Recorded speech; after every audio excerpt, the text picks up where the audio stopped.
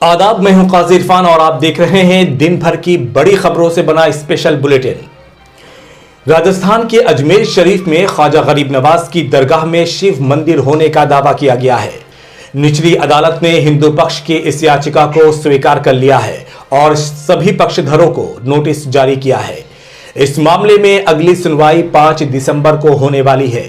अजमेर शरीफ दरगाह से जुड़े इस विवाद को लेकर मुस्लिम पक्ष ने कुछ लोगों पर सांप्रदायिक तनाव फैलाने का आरोप लगाया है।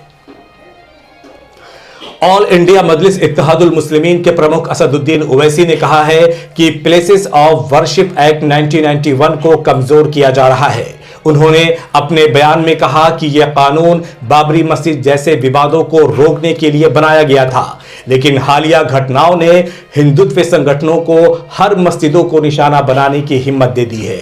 यह बयान ऐसे वक्त आया है जब संभल में जामा मस्जिद के सर्वे के दौरान हुई हिंसा में 5 लोगों की मौत हो गई है। ओवैसी ने सुप्रीम कोर्ट के पूर्व चीफ जस्टिस DY चंद्रचूड़ के प्लेसेस ऑफ वर्शिप एक्ट की व्याख्या यानी उसकी वजाहत को लेकर के भी नाराजगी जाहिर की है। उन्होंने कहा है कि इस कानून का मकसद धार्मिक स्थलों के चरित्र में बदलाव को रोकना है, लेकिन कोर्ट की हालिया टिप्पणियों ने एक नई बहस को जन्म दे दिया है। ओवैसी ने कहा कि सुप्रीम कोर्ट ने इस कानून की वजाहत में गलतियां की हैं, जिससे अब कई विवादित मुद्दे फिर से उभरने लगे हैं।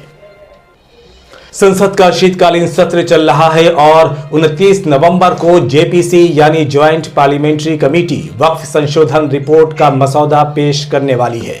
इस खबर से जुड़ा अपडेट यह है कि बीजू जनता दल उड़ीसा में नवीन पटनायक की जो पार्टी है उसने भी इस विधेयक का विरोध किया है और कहा है कि इस सिलसिले में मुसलमानों को भरोसे में नहीं लिया गया और ना राय ली गई, सिर्फ खानापुरी हुई है। संसद में वक्फ बिल पेश होने के दौरान काफी हंगामे के आसार हैं। बिहार विधानसभा का शीतकालीन सत्र चल रहा है। सदन में RJD समेत तमाम विपक्षी दलों ने वक्फ संशोधन बिल पर नीतीश सरकार से स्टैंड क्लियर करने की मांग की है।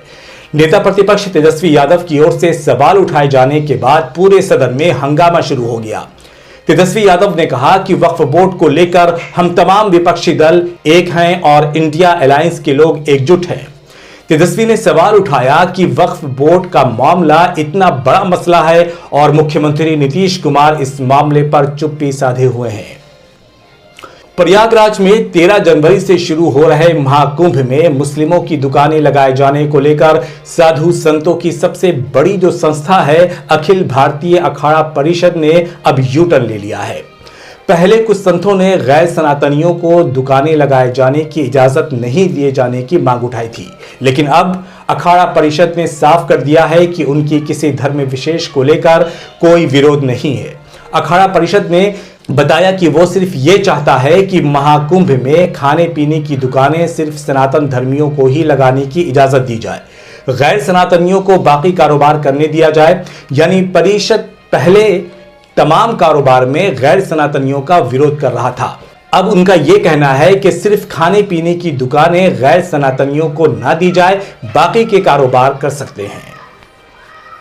हिजबुल्लाह और इजराइल के बीच युद्ध विराम समझौते पर सहमति बन गई है, जिसके तहत इजरायली सेना 60 दिनों के भीतर दक्षिणी लेबनान से वापस चली जाएगी, जबकि हिजबुल्लाह भी लतानी नदी से अपने सैनिकों और हथियारों को वापस ले लेगा। समझौते की जो शर्तें रखी गई हैं उनकी अहम बातें ये हैं कि लेबनानी क्षेत्र में मौजूद हिजबुल्लाह और अन्य सभी सशस्त्र समूह इजराइल के खिलाफ कोई भी आक्रामक कार्रवाई नहीं करेंगे। इजराइल भी लेबनान में कोई भी सैन्य हमला नहीं करेगा, चाहे वो जमीन से हो, हवा से हो या समुद्र से हो। एक सर्वे से पता चला है कि ज्यादातर इजरायली मानते हैं कि इजराइल हिजबुल्लाह को हराने में नाकाम रहा है। इजराइल को हिजबुल्लाह के खिलाफ युद्ध में जीत हासिल नहीं हो पाई। यह सर्वे इजराइल के चैनल 13 द्वारा किया गया है, जिसमें लगभग 61% इजरायली मानते हैं कि इजराइल हिजबुल्लाह को हराने में विफल रहा है। दरअसल मंगलवार को नेतन्याहू ने युद्ध में बड़ी उपलब्धियां हासिल करने का दावा किया था, लेकिन नेतन्याहू के इन बयानों की कई इजरायली नेताओं ने आलोचना की थी और अब सर्वे में पता चला है कि इजराइल के लोगों ने भी नेतन्याहू के इस दावे को नाकार दिया है। ईरान ने हिजबुल्लाह और इजराइल के बीच युद्ध विराम समझौते का स्वागत किया है। लेबनान में युद्ध विराम के बाद ईरान के विदेश मंत्रालय के प्रवक्ता इस्माइल बाघेई ने कहा है कि लेबनान और गाजा के खिलाफ चल रहे हमलों को रोकना ईरान का अहम रुख रहा है। बाघेई ने कहा है कि ईरान ने गाजा में युद्ध को समाप्त करने के लिए पिछले 14 महीनों के दौरान व्यापक कूटनीतिक प्रयास किए हैं।